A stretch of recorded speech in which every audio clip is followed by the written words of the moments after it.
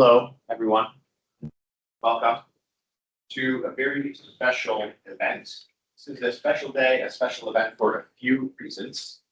First is that this is not an event as part of our ordinary lecture series for the semester. Rather, this is a lecture for which we have a visiting distinguished professor present among us. This professor is Professor Claudine Verheggen, who is today joining us from Canada, where she is a professor of philosophy at York University. This leads then to the second reason why this is a special day. Professor Verheggen was my doctoral thesis supervisor once upon a time. Well, I guess not that long ago at all, actually. So this is for me very special personally, of course, that she is here today to present a lecture to us. There is a chain of causation stretching back in time from this moment to however many years ago, of which Claudine's existence and mentorship is indispensable part. I could not be here sharing these introductory remarks with you were it not for her. Professor Verheggen has research interests in philosophy of language, epistemology, metaphysics, philosophy of mind, is the author of numerous works.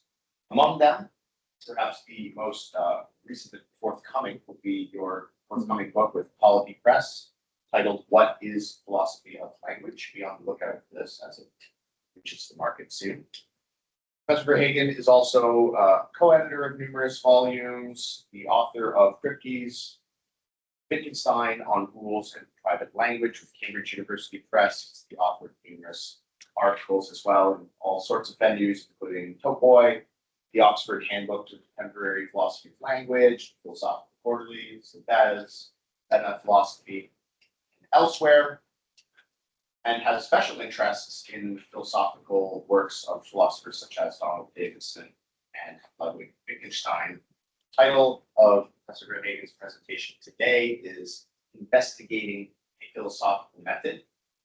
Before we begin that, just before handing things over, as I always ask, it would be great if you could join me with a round of applause in welcoming our visiting speaker.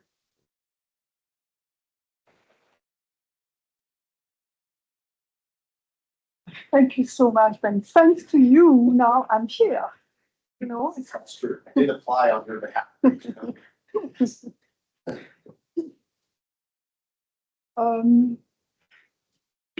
And I'm very happy to be here.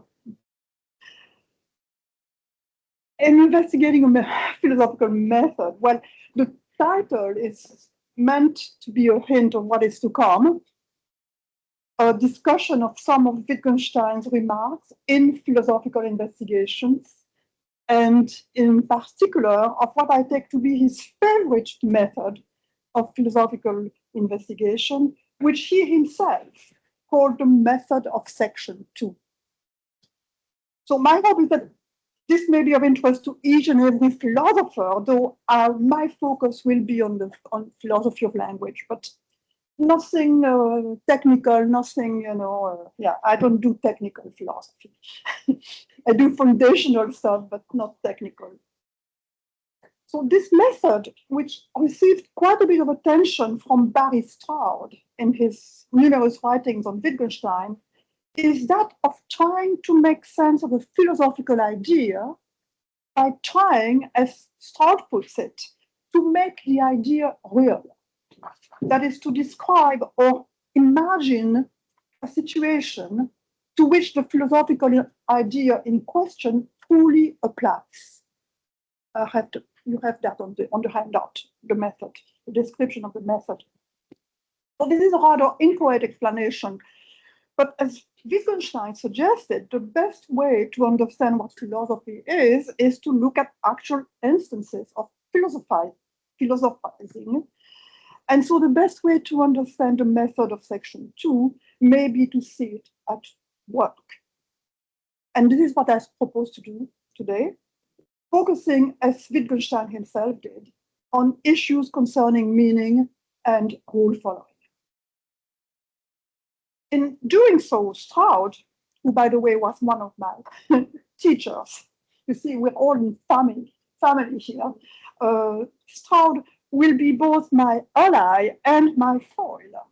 He will be my ally insofar as with him, I believe that Wittgenstein has successfully argued against semantic reductionism. You have it on the handout, the claim that a philosophical account of meaning can be given without employing or presupposing the very notion of meaning.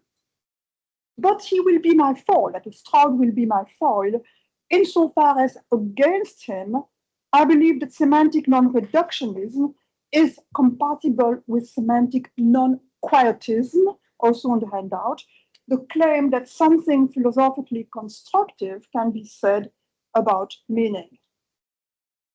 Often, people who are non-reductionists also think that nothing constructive can be said, since the notion of meaning cannot be reduced to anything else. Well, what is there to explain here? If we're going to explain it in terms of meaning itself, then we haven't done any interesting explanation. Well, I'm going to argue that no, that's not the case. You can be a non-reductionist and a non-quietist. And I think that the method of section 2 can actually help us to support that claim.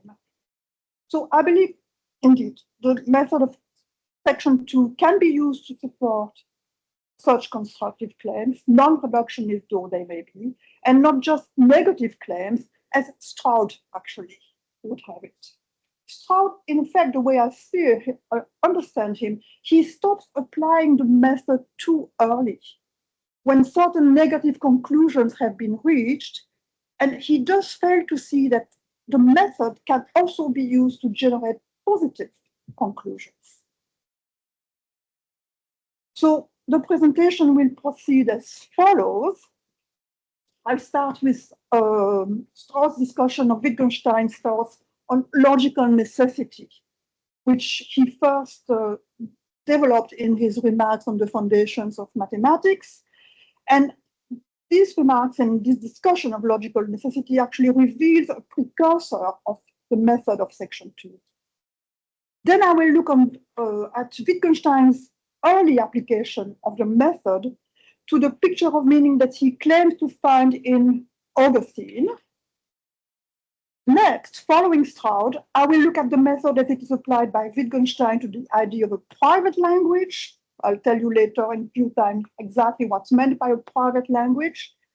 And this will be followed by an examination of Stroud's own application of the method to the idea of a solitary language. I will also tell you what a solitary language is. It's not the same as a private one.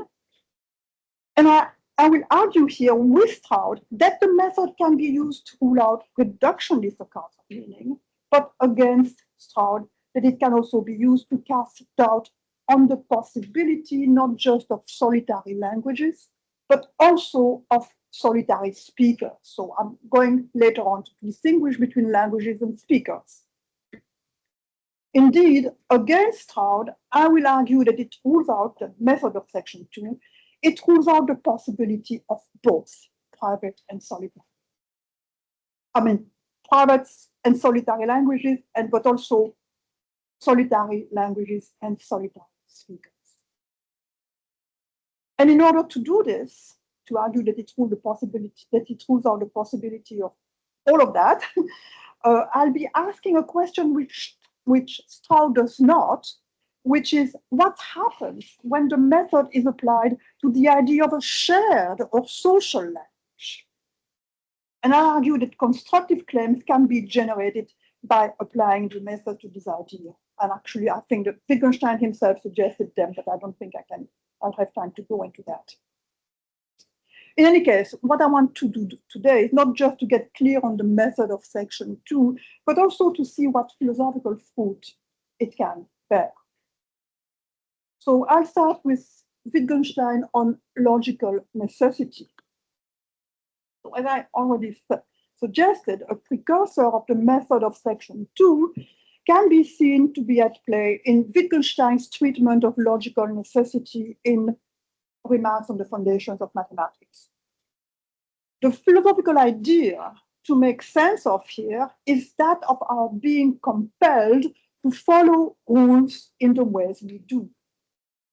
we are so compelled. As Stroud sees it, following others, including Michael Dunnett, in case you're interested, the problem for Wittgenstein with the idea of logical necessity initially has a form of a dilemma. Either the Platonist is right, and our ways of inferring, counting, calculating, and so on are dictated, indeed imposed on us by rules that exist independently of us, each of which somehow guiding which applications of it are correct. So that's one side of the dilemma. The other side of the dilemma is that the conventionalist is right, and our following rules in the way we do is just a matter of our having adopted certain conventions, which could be different from what they are.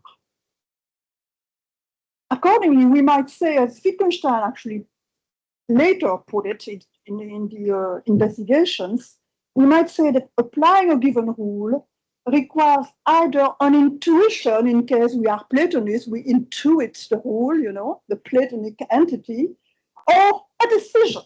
In case we are conventionalists, every time we have to apply the rule of adding 2, for instance, which is one of Wittgenstein's favorite examples, simple. You don't have to know any mathematics in order to understand Wittgenstein, +2.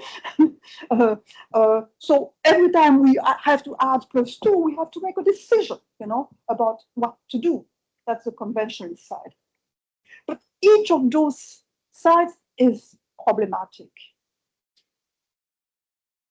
In order to argue against Platonism, Wittgenstein develops examples of people who count or infer differently from the ways we do.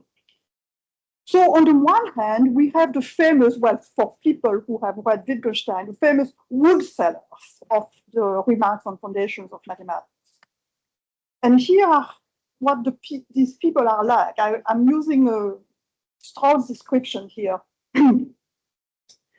These are people who find it natural to sell wood, not by cubic measure or board feet, as we do, but at a price proportionate to the area covered by the pile of wood, and they pay no attention to the height of the pile. Okay? Try to imagine this, how much it costs depends on how much surface it occupies, not how much it weighs. So that's one example that Wittgenstein gives in the remarks. On the other hand, we have another example in the investigations. We have the wayward child, it's section 185 of the investigations, who has been told to continue the series +2 and has done so correctly up to 1000. But now he's asked to continue it beyond 1000, and he writes down 1004, 1008, 1012, and so on. Okay. Well, prima facie at least, there seems to be no difficulty in imagining people who behave in the ways I just described. There is no logical contradiction involved in our doing this. And this tells against Platonism. Yet, if the examples are thought to be fully intelligible, we seem to be committed to conventionalism, which sounds absurd. Because surely we do not want to say that the strange wood sellers simply have adopted different conventions, that the deviant pupil simply chooses to write 1004, and that his choice makes that the correct step. But then, in what sense are these examples actually imaginable or conceivable? Can we perhaps avoid both Platonism and conventionalism? And contra Dummett's interpretation of Wittgenstein, Straud's Wittgenstein thinks that we can avoid both. And that's what Wittgenstein is trying to do. Straud's Wittgenstein. That is, he thinks that the truth about logical necessity lies neither with Platonism nor with conventionalism, but with something in between, so to speak. And the key to realizing this is to acknowledge that there are two senses in which the examples may be thought to be intelligible. So take the example of the wood sellers. There is the initial intelligibility that is intended to oppose Platonism by showing that calculating, counting, inferring, and so forth might have been done differently. However, this intelligibility progressively decreases the more we reflect on what it would be like to calculate or infer like the strange wood sellers.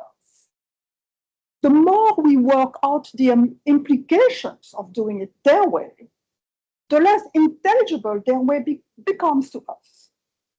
So to cite but one of the problems Stroud mentions, quote, if we were to, follow the wood sellers, a man could buy as much wood as he could possibly lift, only to find out upon dropping it that he has just lifted more wood than he could possibly lift.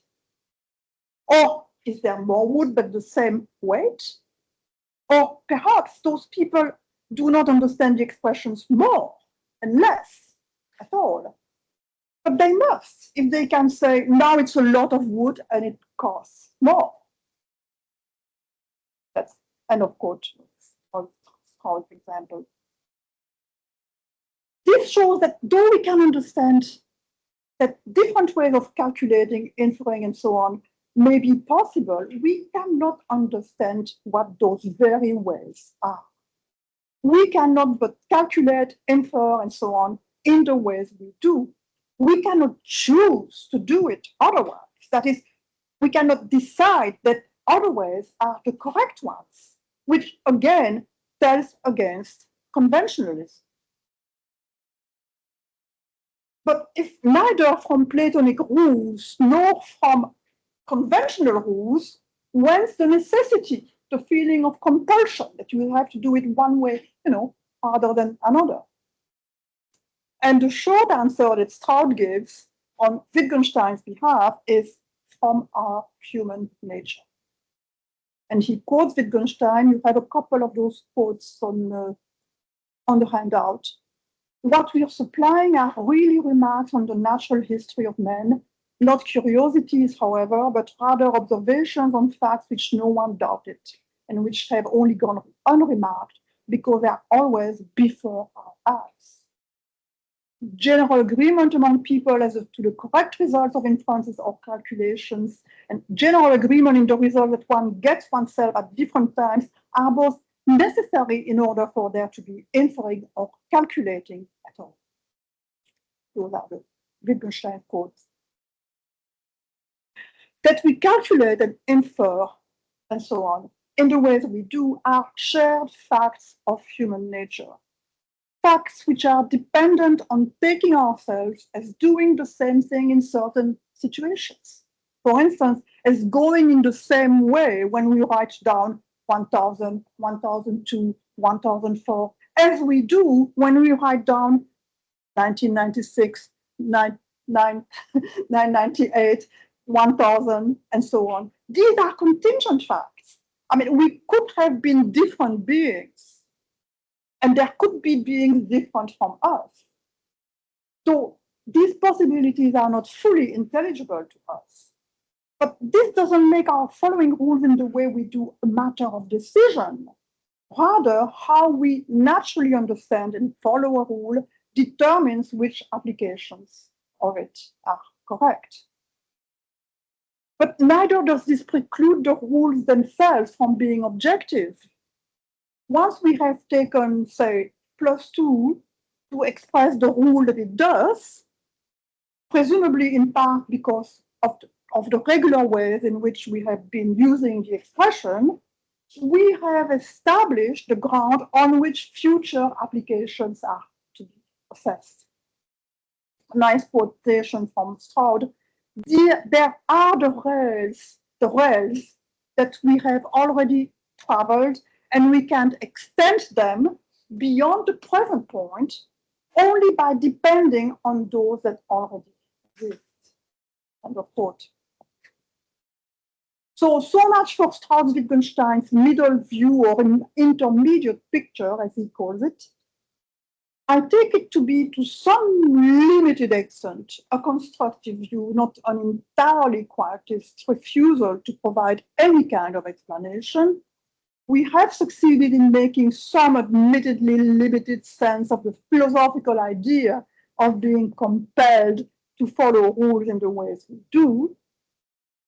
If this explanation is not fully satisfying philosophically, it may be because at bottom we cannot justify our following the rules we do follow.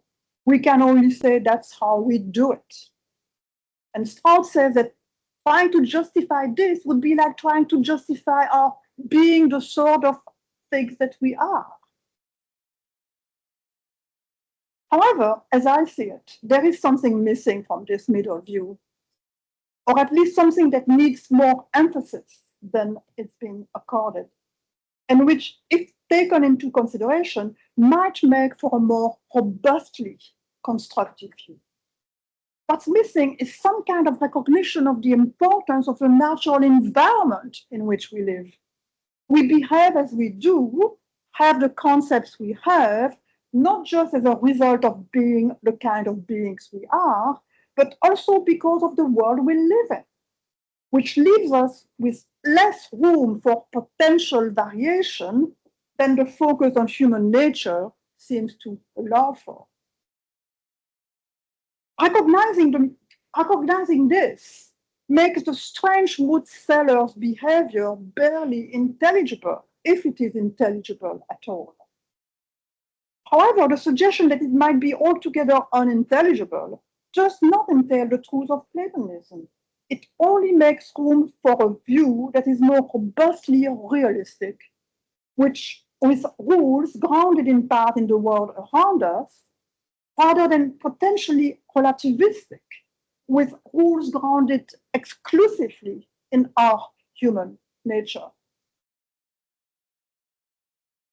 In any case, the explanation will remain limited in that it's not reductive. I mean, the appeal to the notion of taking one thing to be the same as another, indeed to the notion of agreement, is to be understood here in intentional terms. So, to sum up the philosophical method Strauss-Wittgenstein has been using to conduct his inquiry, the problem has been that of making sense of what we mean when we say that we are compelled to apply a rule in a certain way. And in order to test a well-known response, namely the Platonist one, we have tried to imagine what it would take to make sense of the denial of this philosophical view. Whether we could make sense of the idea that other people are not compelled to follow rules our ways. And we have to some extent succeeded in doing this, thereby opposing Platonism. However, as we have pursued the thought experiment and tried to make sense of the radically opposed view, that is the idea that we actually understand those alternative rules, we have failed. We do not understand them, and so we have opposed conventionalism. So Strauss-Wittgenstein's treatment of logical necessity contains the seeds, indeed, I think is a good illustration of a philosophical method that Wittgenstein held in high regard. That's the method of section 2, and so this is now section 3 of this, on Wittgenstein on the Augustinian picture, where he introduces the method. So Wittgenstein explicitly starts using the method in section 2 of philosophical investigations. And there, the idea to make sense of is the allegedly Augustine-inspired picture of the essence of human language So according to this picture, you have it on the handout. This is Wittgenstein.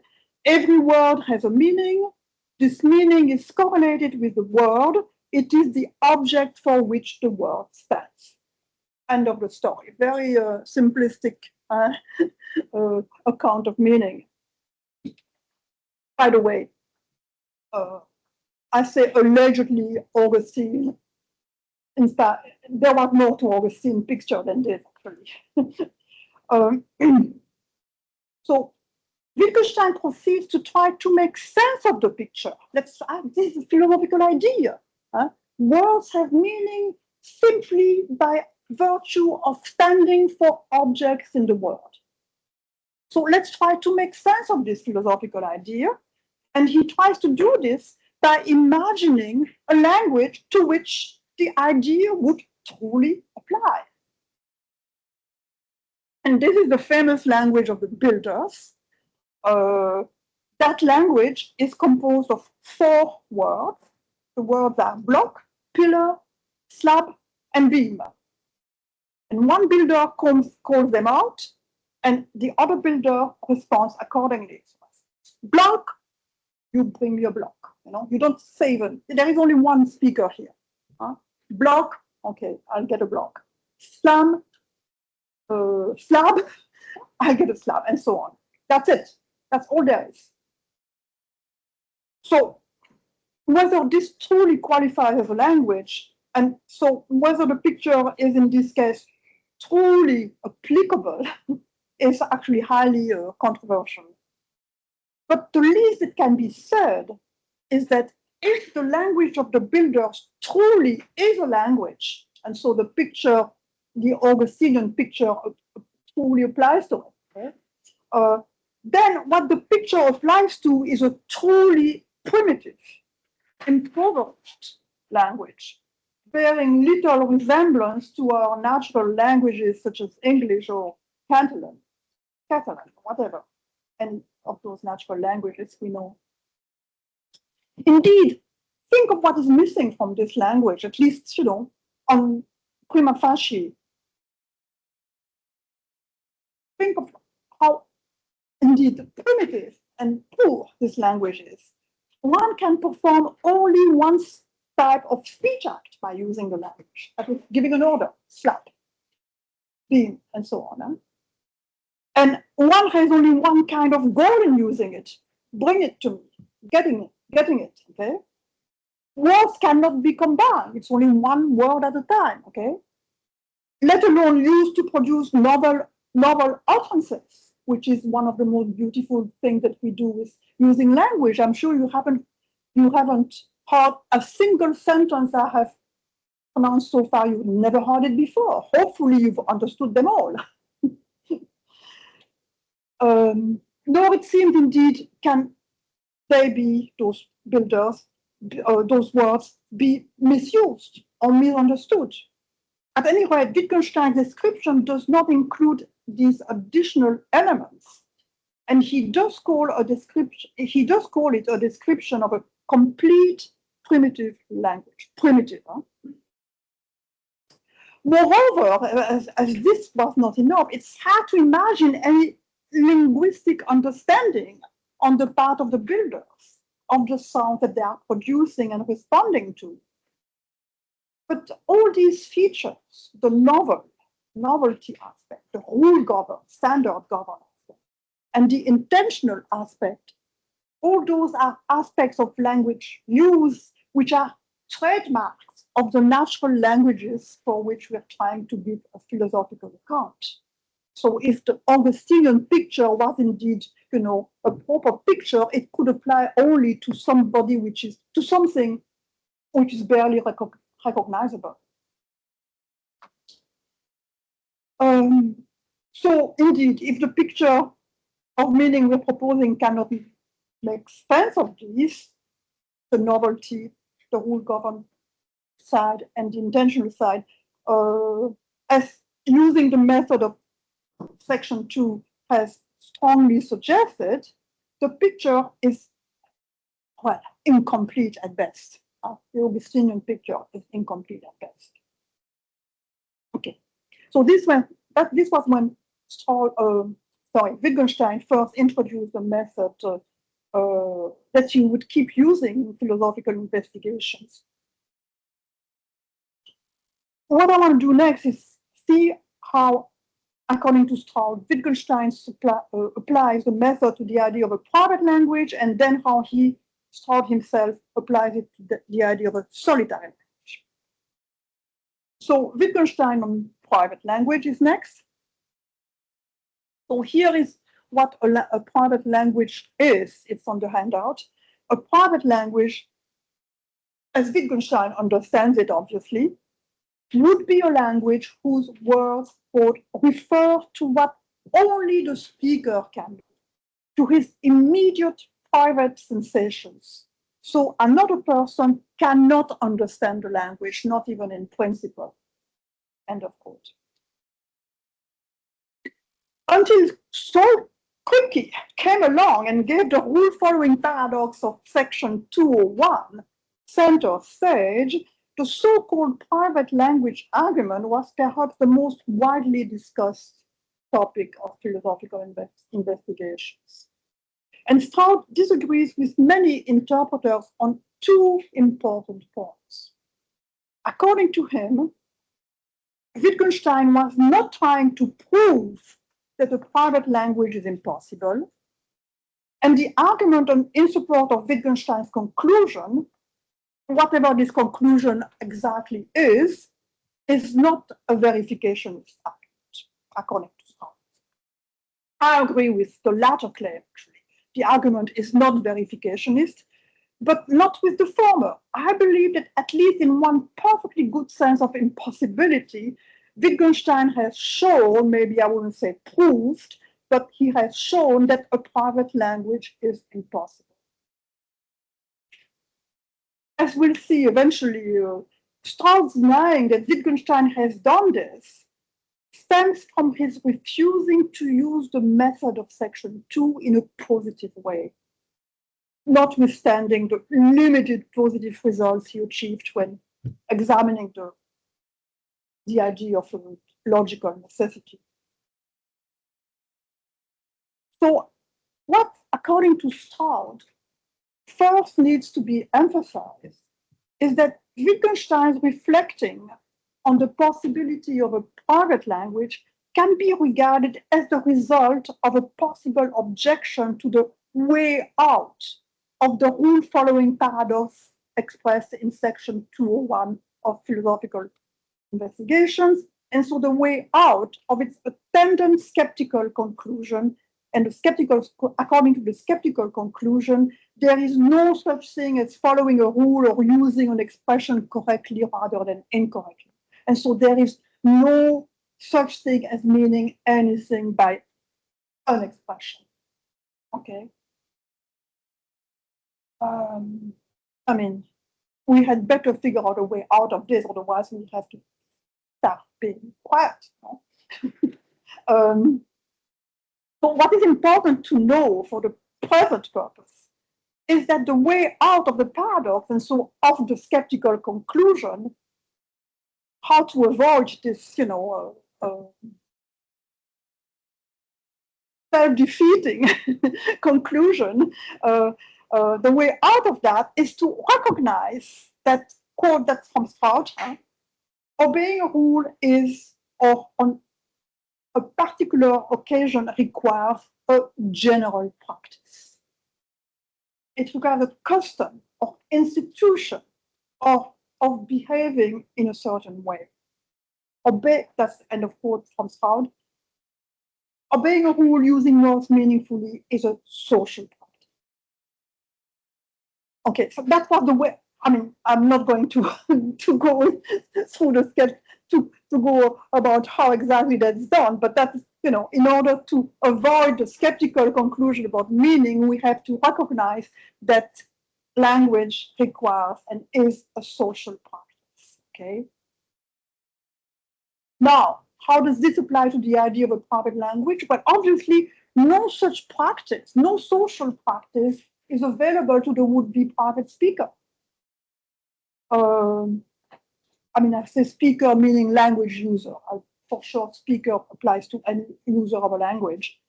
But yet, prima facie, at least, such a speaker is conceivable. Huh? He's developed a language just for, I said he, okay, I said continue with he on this occasion, just for his own purpose, you know, and nobody else can understand the words, the signs, you know. At least at first sight, it's conceivable.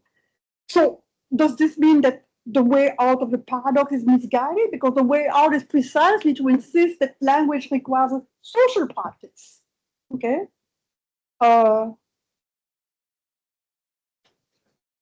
So is the way out misguided? Can we in fact make sense of someone naming, can we make sense of that? Of someone naming a sensation for her private use, as Wittgenstein describes this use. So the would-be private speaker is to do this without the benefit of any background, okay? She cannot use her, you know, she may be speaking English or whatever, but she cannot use the public language that she has, okay? So she doesn't have the benefit of any background or stage setting, you know, that would indicate that the word that she is trying to introduce is a word for a sensation. You know, she say, okay, but meaning this sensation, she cannot use those words. Those are words of a shareable language. So indeed, she would not be in a position of somehow of someone who can introduce, for instance, a color word by defining it ostensibly by pointing at something that has that color. You know, say brown. I'm defining brown by say, you know, ostensibly that is pointing at this and say brown. Okay. But you know, if you don't know what I'm talking about, that it is, if you don't know that what I'm trying to define is a color rather than a shade or a material or a surface or an object, you know, well, I haven't succeeded. So the sheer ostensive definition without a background, okay, without knowing what kind of thing I'm trying to define, is not going to work. That is terribly important. That is maybe the most important point of philosophical investigations. So back to the private speaker, she cannot say that her word is a sensation word. Moreover, the would-be private speaker cannot rely on the natural expressions of sensations like screaming, you know, smiling, frowning. You know, she could connect S with some, you know, because that's something public again. Okay, for one thing. So the philosophical idea up for treatment here is that, and you have it on the handout, the philosophical idea up for treatment, the philosophical idea to make sense of, is that of naming a sensation in the absence of the familiar tools that we have for doing so. The background language, you know, some bodily movements. And the treatment here is just that of trying to do it, to realize the idea, to name the sensation. So Wittgenstein is going to try to do that. He has the would-be private speaker trying to name her sensation by concentrating her attention on the sensation. Inside her. Pointing to it, but inward. You know, I was closing my eyes. That's the only way to do it, no?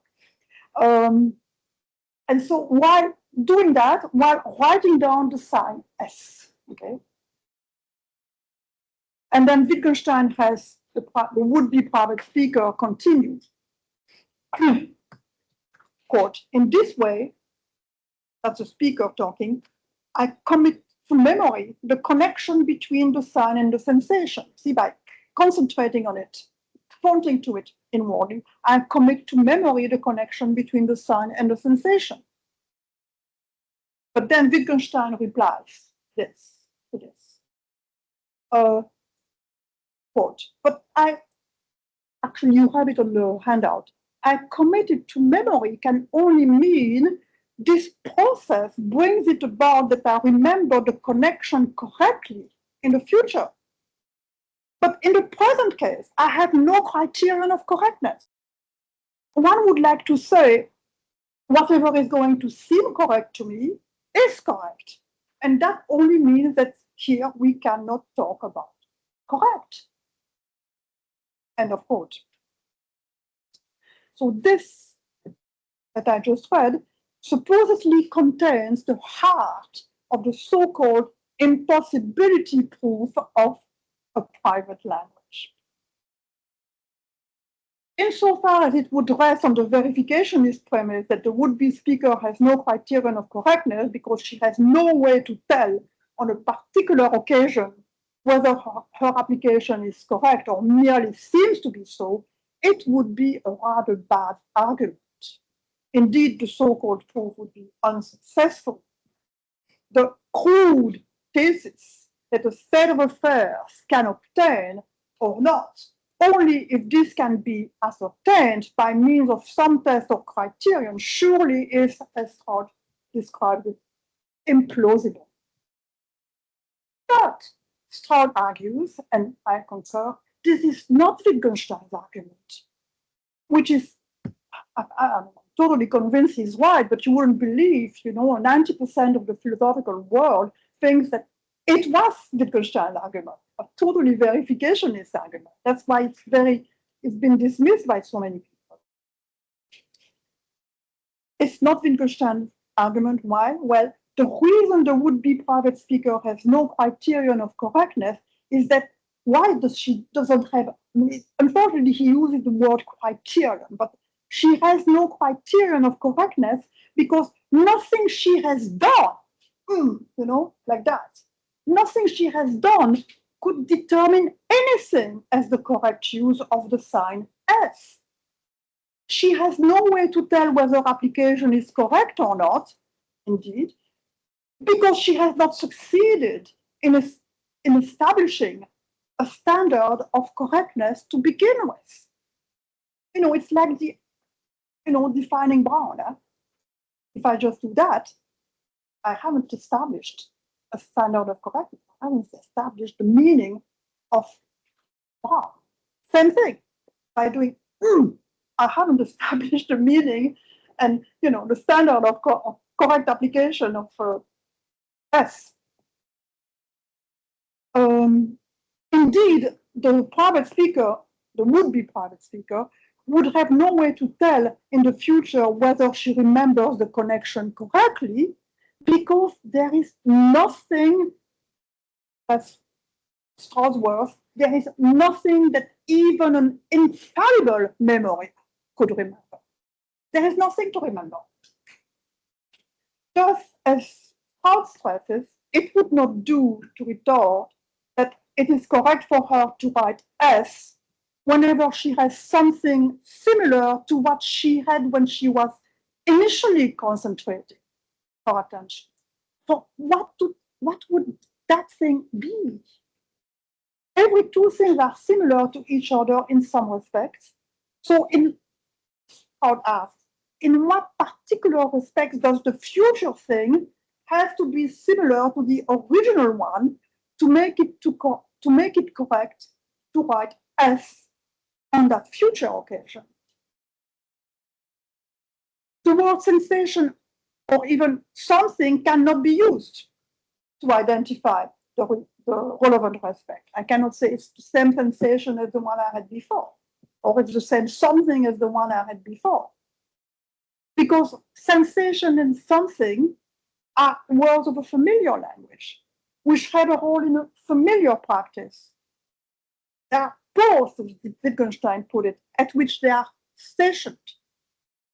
So in the end, as Wittgenstein concludes the discussion of private language, quote, that is a wonderful, I love the sentence, when one is doing philosophy, one gets to the point where one would like just to emit an inarticulate sound. No, because That's all we are left with. But then Wittgenstein continues, but such a sound, is an expression only in a particular language game, which now has to be described. End of quote. The question then is, how does the would-be private speaker become involved in this practice? Should I assume, Wittgenstein asks, that he invents the technique of applying the word, or that he found it ready-made? Stroud calls Wittgenstein's demand for a description of the language game in which the private expression is used Wittgenstein's devastating parting shot.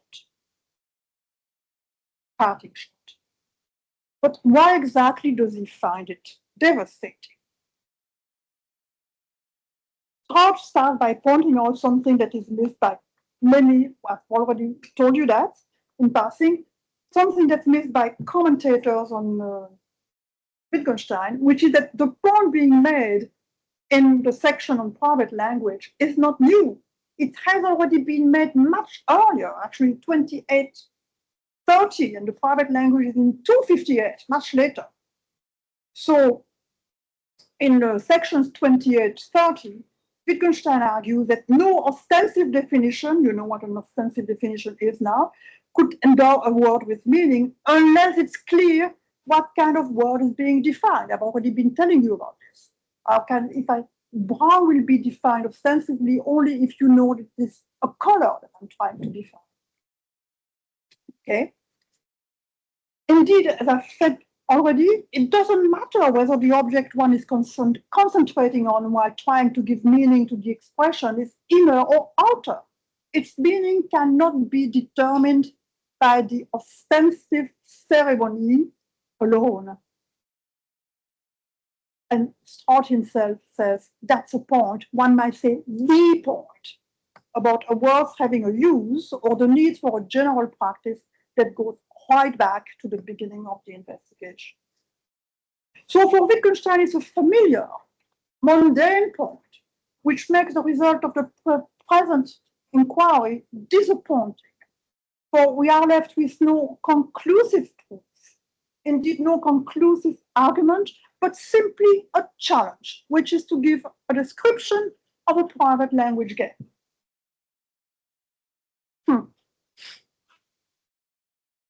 So Stroud doesn't think that Wittgenstein takes himself to have ruled out the possibility of giving such a description. And that is something I find puzzling. I am myself inclined to think that Wittgenstein is suggesting that the demand for a description of a private practice cannot be met. And so that the parting shot is even more devastating than Stroud thinks it is. In my view, Stroud fails to do this. Fails to see this, how devastating the shot is, because, as I've been suggesting, because he thinks that all the attempt to meet the challenge brings out is the depth and importance of the general practices in which language is embedded. But according to him, no further light is being shed on the practices that make language possible. Apart maybe from appealing to general facts about human nature, which minimally explain our following rules in the way we do. So according to Stroud, applying this method of section 2 in order to shed light on what makes language possible leaves us with a pretty quietist conclusion. All we are now more aware of is the depth and importance of the general practices in which any language is embedded. It seemed to me, however, that it could be asked why no attempt is being made to make clear what kind of use or general practice is essential to. Perhaps the method of section 2 could be used to make sense of that. And perhaps once this has become clear, we can conclude that no sense can be made not just of the possibility of inventing the technique of applying a word, which I take to be equivalent, the equivalent of the possibility of establishing a standard of correctness in the manner envisaged for the would-be private speaker, by doing this. We've already seen that we cannot make sense of that, okay? But we might also be able, if we try to apply the method of the method of section 2 to the idea of a general practice, by doing that, we might be able to conclude that no sense can be made of the possibility of finding a linguistic practice ready-made, which was the other option. Perhaps it's not just that our imagination fails us. I mean, Strauss couldn't imagine how that could be done, but maybe the very idea of finding a practice ready-made is incoherent. So before I turn to this, try to show that it is indeed an incoherent idea, I want to look briefly at Strauss' application of Wittgenstein's remarks on private language to the idea of a solitary language. So a solitary language, you have, again, the definition at the beginning of section 5. A solitary language would be a language someone has developed and uses in complete social isolation, but whose words refer to things that are publicly accessible, not, internal things, such as the person's behavior or objects and events in her environment. So another person could at least come to understand the language. So can we make sense of the idea of a solitary language? Surprisingly to my mind, Strauss argues that so we cannot make sense of the idea of a solitary person establishing a language, presumably by mere association between signs and external items. We can make sense of the idea of a solitary speaker. He argues that the would-be solitary speaker and the would-be private speaker are in the same predicament insofar as, in the absence of a language, the former could no more establish standards of correctness for her words for public objects than the latter, the private one, could for her words for private objects. As we noted before, it makes no difference what the words are supposed to be about, either something external or something internal. If they do not have a place in an already existing practice, they cannot be endowed with meaning. However, according to Strauss, there is a significant difference between the putative private speaker and the putative solitary speaker. Whereas in the private case, there are no practices in terms of which we could make some linguistic sense of what the putative speaker is doing when she is producing signs. In the solitary case, such practice may be available.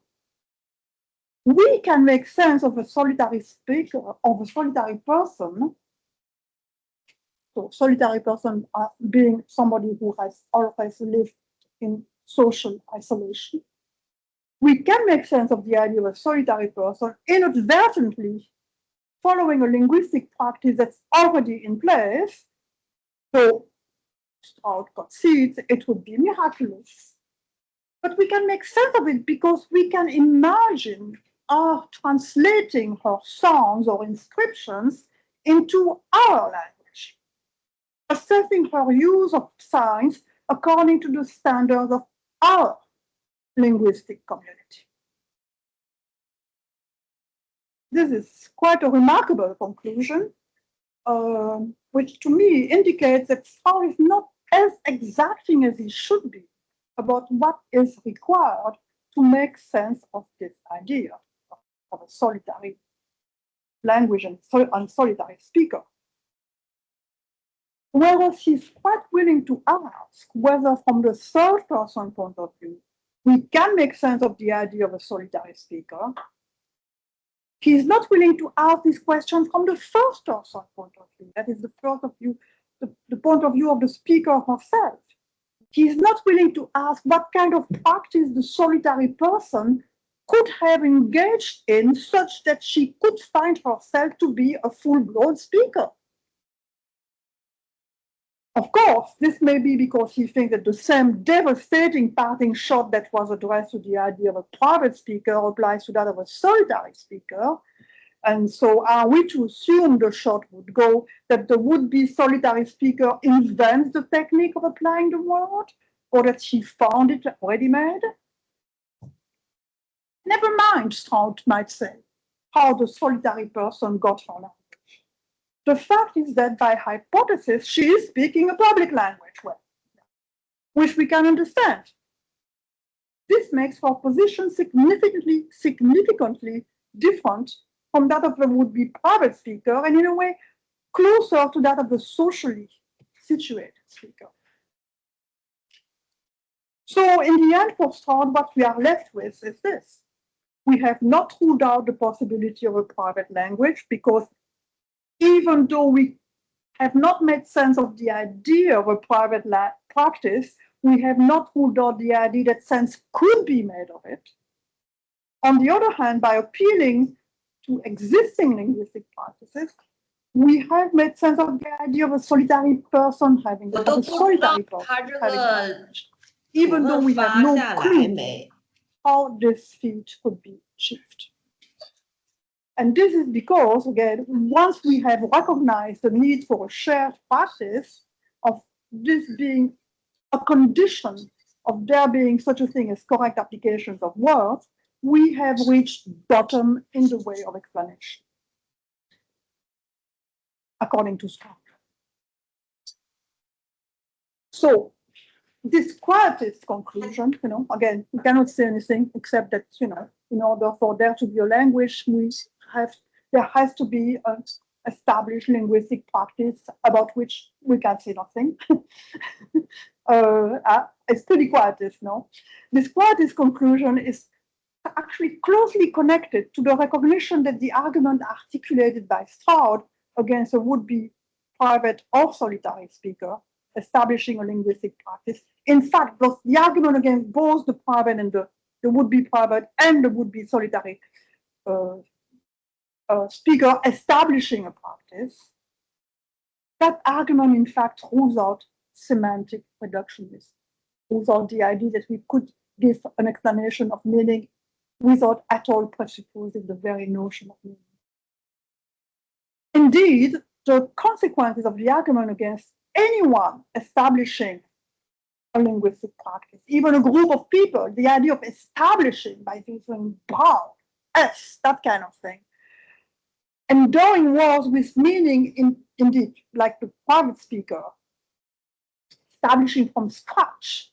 So the consequences of the argument against that idea of establishing a practice from scratch are more wide-ranging than I have so far made it sound.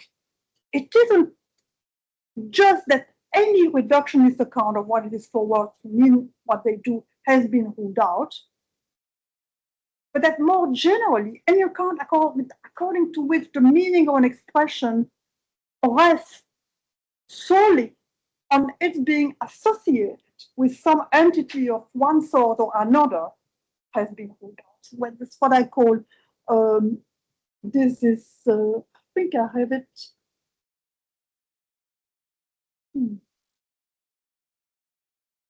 No, not here. Sorry, I don't have that on the handout. Okay, but I call this idea of giving an account of meaning. I mean, according to this account, for words to have meaning is just to be associated with some object or another.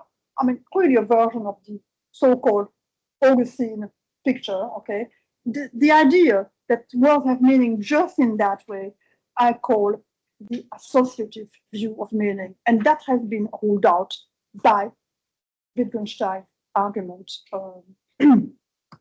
against private language to begin with. So with Strout, we saw that no amount of concentration on an object or property, be the object internal or external, no number of repeated connections between a sign and an object or property will succeed in endowing the sign with meaning.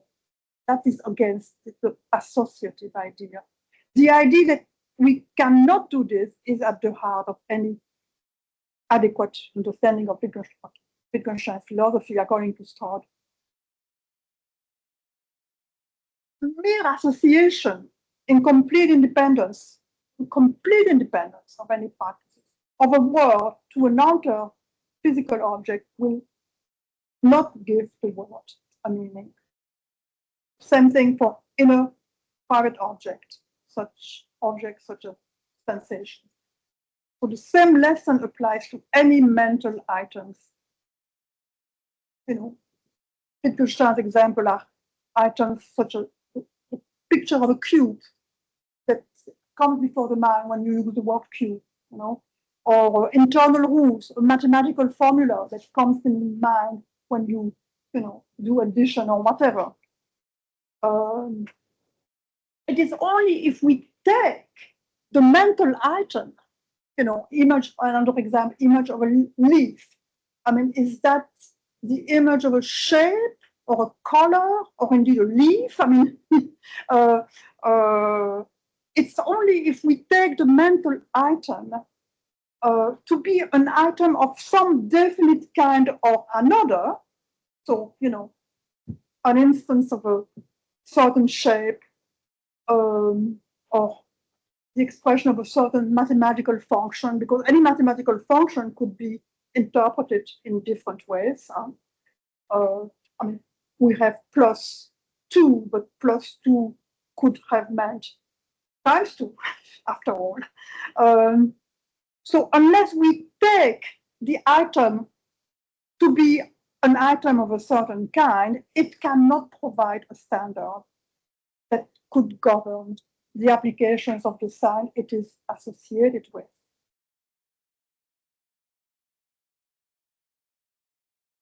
The item could be an instance of the expression of an indefinite number of things.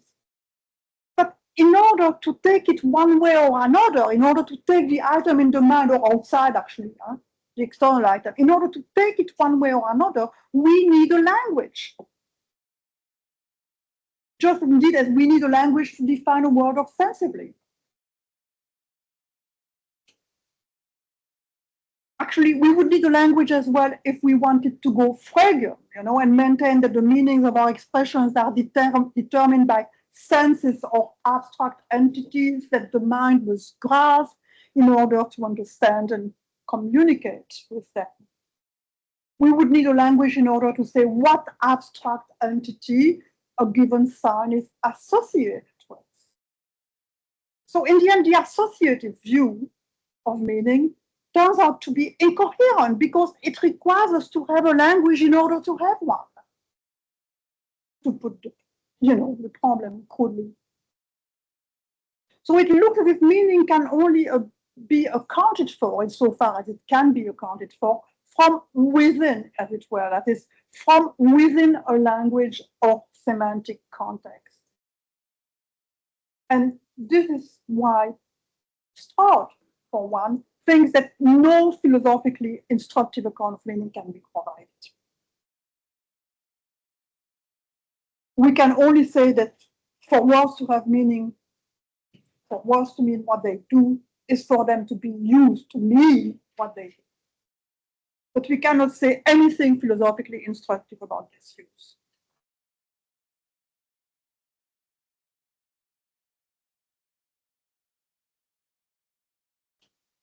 Indeed, not incidentally, if this use is sort of a non-semantic, this use that is needed for meaning is used is sort of in non-semantic reductive terms, even use is not satisfying. The idea that meaning is to be reduced to use is no better than the idea that meaning is being reduced to mental images or to external objects.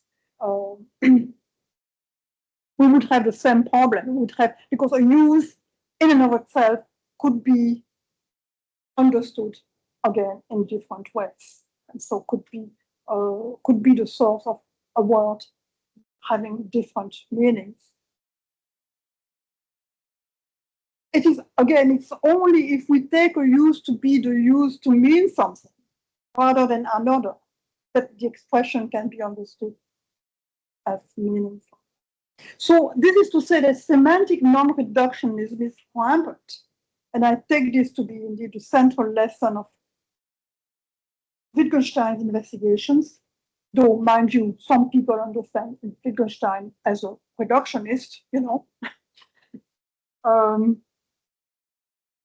A lesson which, together, as I see it, with the corollary insistence on speakers' contribution in determining the meaning of their expressions, a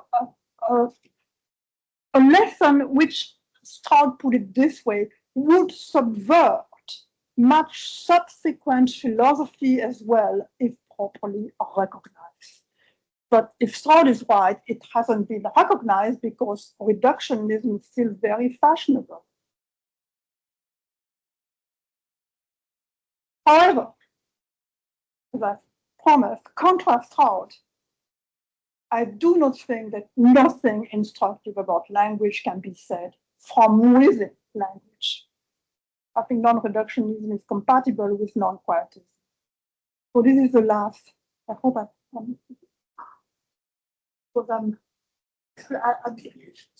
deviated. What am I supposed to do here? Huh? How fast do you think you could go? Just lost your head. Yeah, I've been explaining stuff as I was going on. But this is the positive part of it. Can I do it? Entirely your choice. What do you want? Do you want me to stop here or do you want me to keep going?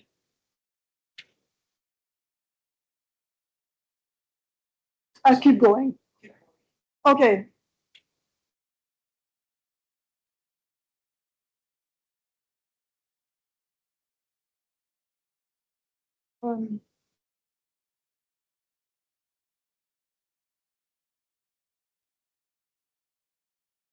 So what is important to remember here to begin with is the idea that, you know, if all I've been saying is right, I mean, and some, you know, following Wittgenstein, some following Stroud, and sometimes against Stroud anyway, I don't think against Wittgenstein. We can make sense of someone speaking meaningfully only if we can make sense of her taking her words to have a certain meaning. She has to contribute to what she means by her words. Okay.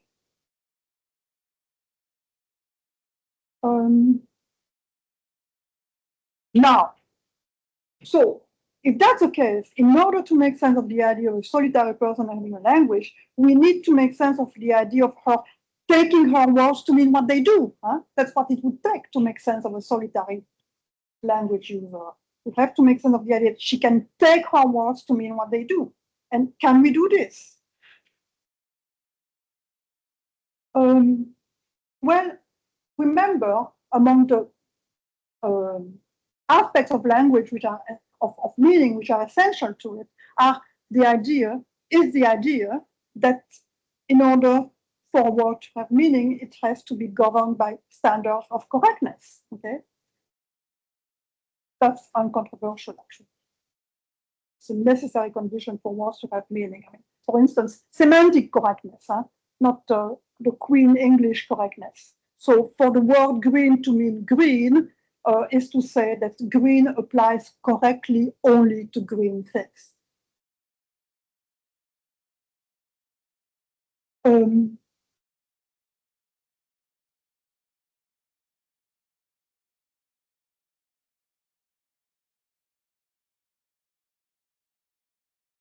So a practice can be present only if the speaker somehow contributes to making it. I'm really skipping a few things here, but I'm still hoping I can make sense. Again, words have to mean something to the speaker if the words she uses are to be meaningful at all. Okay, but that is also to say that the So applications of her words must have standards of correctness for the speaker if they are to be governed by standards of correctness at all. Now, those standards also, in order to be, if they are to be genuine, have to be objective, at least in the sense that whether they are met or not on any given occasion cannot depend merely on the speaker's view of the matter. So for the speaker to take her words to be governed by standards of correct use requires that she be able to draw, at least on some occasions, an objective distinction between what seems to her to be a correct use and what is in fact a correct use. But she's the one contributing to the standards, which are objective, so they cannot depend, just to what she has to be at least aware of there being a distinction between what seems correct and what is in fact correct. So can we make sense of the idea of a solitary person drawing this distinction? Can we make sense of the idea of her being in a position to think that she's using words correctly or not? And I think that here what we have to do is turn our attention to actual users of language, socially situated people, as all users of language are. We've never encountered a solitary person who used the language. And, socially situated people are able indeed to draw an objective distinction between correct and incorrect uses. So we should ask whether we can shed some light on what puts socially situated people in a position to draw the distinction. I mean, if we cannot make sense of the idea, then no light can be shed on the idea on it. But nothing philosophically instructive can be said about language. But I think that we can make sense of the idea of socially situated people drawing an objective distinction between correct and incorrect uses, that we can make sense of that in a way that we cannot make sense of the idea of a solitary person drawing the distinction. So we can make sense of the socially situated person, but not the solitary one, which suggests that the solitary language, the possibility of the solitary language is being ruled out. So, what the socially situated person is in a position to do, I mean, here as I said, here is what the socially situated person is in a position to do, which the solitary one is not. Of course, two or more interlocutors can agree or disagree on features of their environment they are talking about, okay? They can agree or disagree that their verbal responses to these features are correct or incorrect, as the case may be. But most importantly, unlike the solitary person, socially situated people, interlocutors, can resolve disagreements in ways that are not dependent uniquely on one or the other interlocutor's say. And this, I think, is what allows us to make sense of the idea that they can draw an objective distinction between what seems right and what's right. For through the resolution of their disagreements, they get the idea that features of the world constrain their responses, and thus the distinction between what seems to be a correct response and what is a correct response is objective, independent of what they think. I mean, the isolated individual, the solitary one, has only herself to disagree with, and thus she can draw the distinction and resolve the disagreement, if, assuming she has one, in any way she likes. Well, I'm almost done. Sorry. Now there is an immediate objection to what I'm saying. So I'm saying that interlocutors, they talk to each other, they disagree about what's going on, they come to resolve their disagreements, sometimes agreeing to disagree, but still, they can tell that, there is something out there that okay, that they're responding to in an objective way. But in order to agree or disagree in their response, speakers must obviously have a language. So am I not saying in effect that in order to have a language, speakers must have a language? Okay, yes, I am saying something circular. I mean, this is to be expected since no reductionist account of meaning is forthcoming. I'm not reducing meaning to something else. I'm explaining meaning within meaning, if you like. But I don't think the circularity is vicious. I'm not saying simply that language is necessary for language. Rather, I'm trying to shed some light on what makes it possible for speakers' use of words to be governed by objective standards of correctness, which they need to be, if they are to be meaningful at all. And I'm trying to shed some light on how speakers are in a position to draw an objective distinction between correct and incorrect uses, which they must do since they must contribute to determining those standards to begin with. And I'm suggesting, finally, that reflecting on how interlocutors can share judgments and settle disagreements about the world around them, judgments and settlements which are constrained by features of the world in such a way that they can recognize that their truth or falsity is in part dependent on the way the world is. So reflecting on this allows us to make sense of the idea that they are in a position to draw the distinction. And importantly, of the idea that standards are objective, even though speakers contribute to determining what they are. So I think, in short, I think that one can be a non-quietist, non-reductionist. The big conclusion here, positive non-quietist conclusion, is that only in a social context can we make sense of there being objective standards of correctness, which are essential to meaningfulness. And so I think that we have shed some light on what it is to have a shared language, but the idea of a solitary language has not been made intelligible.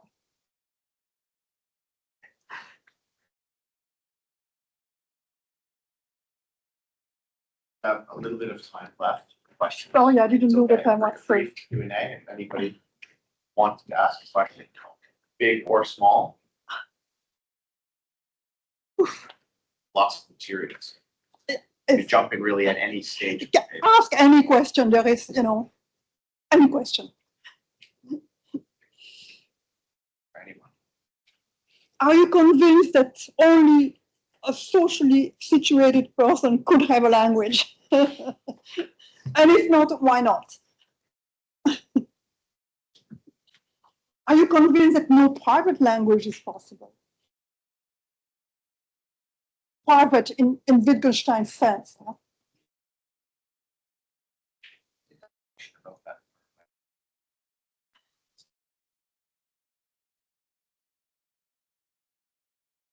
Mm-hmm.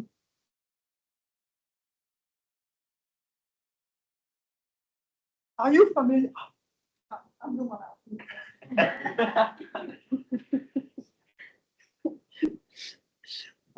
now I'm curious about you. You see, I want to know more about you. Are you familiar with Wittgenstein at all? Actually, I touch on Wittgenstein very briefly. Yeah. I mean, I tried to make I wasn't assuming you were, by the way. I wasn't, and I hope now you've learned at least a little something about Wittgenstein, if nothing else. Maybe you want to read Wittgenstein. Well, what do you think of the method of two? I mean, section 2.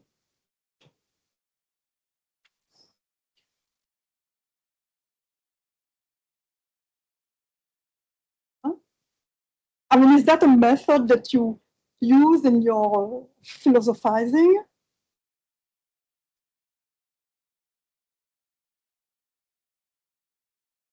Yeah, I'm going to go close to you. The one Understand the solitary language is this concept. Is it because you write it description of solitary language, and I'm considering the situation. One is like a baby. It is completely isolated from the society, and he developed his own language and apply to refer to the object in the world. And another situation is like a person that he speaks a language that like he speaks a specific language, and but everyone else in this world just like disappear or die, and he's only one that only knows this kind of language. Yeah. And which like a kind of, Robinson. yeah. So I'm not sure which situation you're talking about. So The first one. Because I think the second is more like a Robinson Crusoe. Who, Robinson Crusoe, he found himself on a desert island, but he came from a linguistic community. He spoke a language, so he could keep speaking it. Okay. When I say that language is essentially social, the idea that a language cannot be developed outside of a community.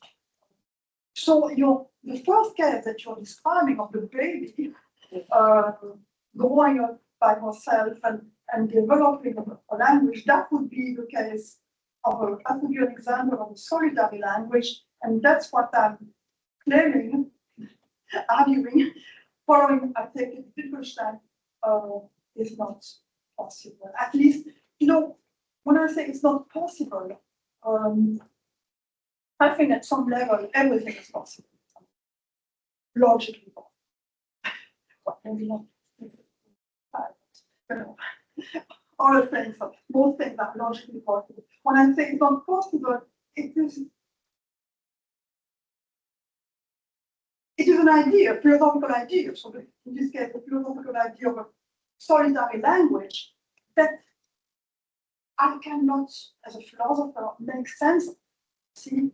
So I can imagine all kinds of things. After all, we are very good at imagining all kinds of things. But as philosophers, we want to explain what makes it possible for the kind of things that we are imagining to exist. Okay. And so when I say that solitary language is not possible, I mean I cannot make sense of the very idea. So it's rooted in that, but that would be the baby's case, yeah. yeah, that's a kind of question for him. Okay. It seems that you feel that vegan side method to is also object the case of solitary language. And say that again? Your argument, your conclusion is that we cannot really understand if there is a solitary language. We cannot understand. The idea, yeah, exactly. I agree. You disagree with that? I'm not sure, but it seems like I can imagine a case that, for example, a creature that only like speaks some word like A and he drink water, and every time he eats A and he drink water, and it seems like I can connect some idea that maybe A and water have some relationship.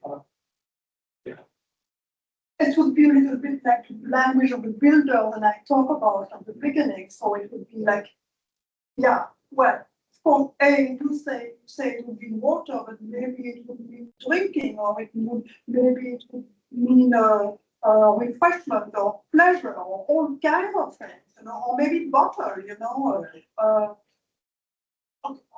yeah, but that kind of language would be even more primitive than the builders. So maybe we can imagine that, but we are not, when we do that, we are not imagining something even close. I mean, not something. what's the word in English, remotely close to our, the kind of languages that we speak. So maybe we can imagine that, and yeah, of course, yeah. But and what have we imagined when we do imagine that does shed light on the kind of languages that we use? That's the question. You see, I know that's interesting. I think that is the same idea as Augustine, I mean, Augustine, so supposedly Augustine, the idea of this primitive language. There may be something to it, but there is so very little to it. There is so much that's missing from that language. The idea of indeed combining words for one thing. The idea, which is terribly important, of using those words with the same meaning, that to say four things, which is also a very important part of language. I don't like it, but we make mistakes. Which you say that, like, in any case, in the creature case, can we still call it language? Or it's just like a sound instead of language? I guess you can put it, but it's not difficult, like primitive. It would be primitive.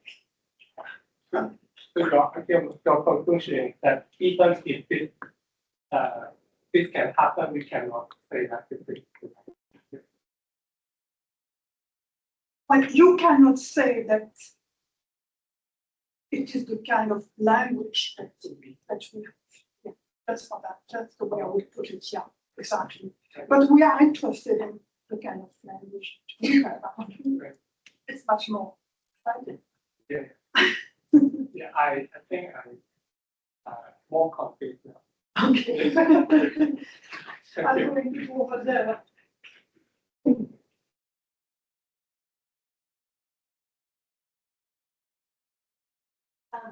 I did the question, but that would future me come from a solitary or non-solitary language, because if we assume that I was, let's say, raised by my aliens, and they gave me, let's say, 2 plates of food every day, then starting to be tired for myself versus 2 slices, which would be okay, I have 2 plates of food, and I would start writing, okay, 2 plates plus a carrot. I would have hieroglyphics at some point, because I would be talking to the future me, saying like, I need to remember last week they gave me 2 plates of carrots, so now I forget. So we keep track of this.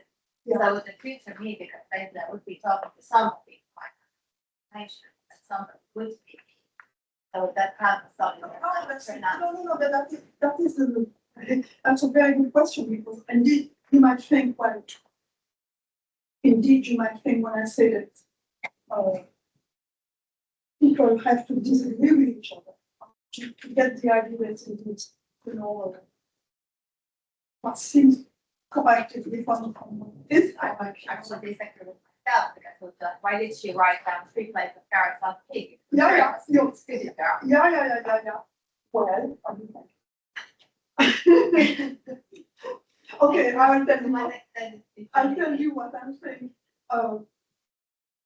And I think the answer is indeed contained in the passages that I something that I emphasize coming from story. The idea is that when I do those things, okay, on the one occasion, I'm not establishing any standard of correctness, okay, because I'm doing this, out of the blue. I'm just starting something, but I'm not doing anything in particular, meaning this rather than that, okay? Because if the child on the one occasion you cannot establish standard. So the next time around, when I go back, okay,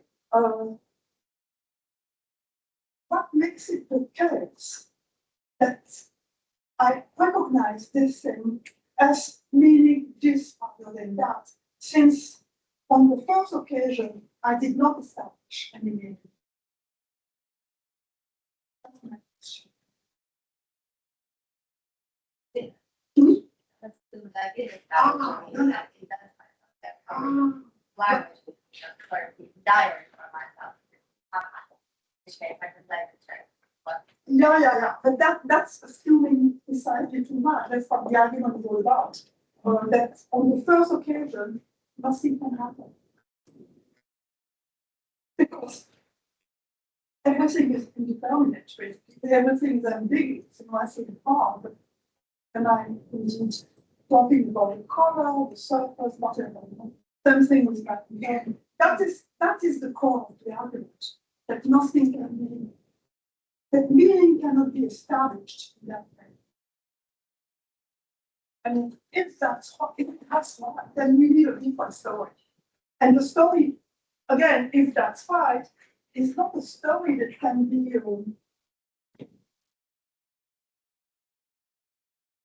be covered by a solitary person. We need more and more. That's it. Again, if it works. If the first step is very important. Yeah. That brings us to the end of the formal proceedings here. I did see a couple other people wanted to potentially ask questions. If you have the energy, maybe you can humor them. Conversation afterward. But for now, I would like us to come together one more time in thanking our speaker. And after that, I will ask you to stick around, please, for one moment. But let's first get around to the applause.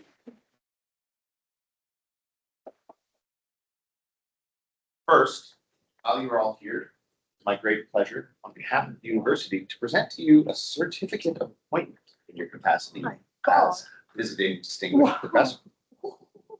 That's how you know it's real.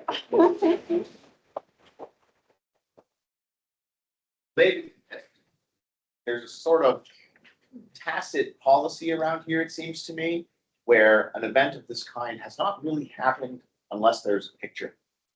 So for appeasing the administration and for posterity, I would really appreciate if those of us who are here, if you have a moment, if you're really in a rush, then of course, please go. But if you do have a moment, I thought we might assemble along the back wall so that the FAH logo is visible and somebody might offer, there will have to be somebody to take a picture, I suppose. Somebody might offer to do so. Thank you. Yeah.